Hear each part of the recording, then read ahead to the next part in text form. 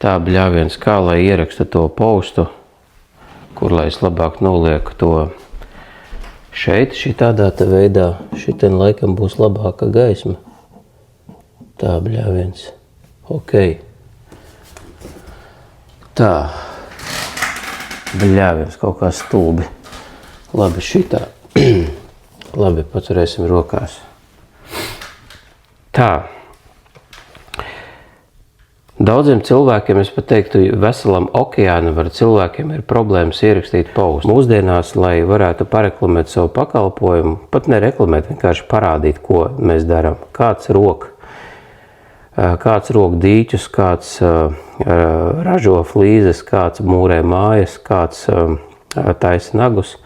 Un, lai citi cilvēki redzētu to pakalpojumu, reāli ir jāparāda sevi sociālajos tīklos. Bet ir viena problēma. Problēma ir kur? Ja?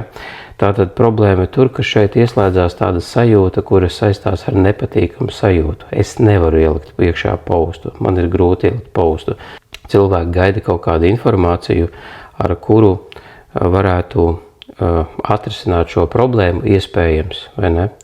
Bet jebkura informācija, kuru es došu, tas pabros jūsu ego, vai ne? Bet neatrisinās šo te bloku.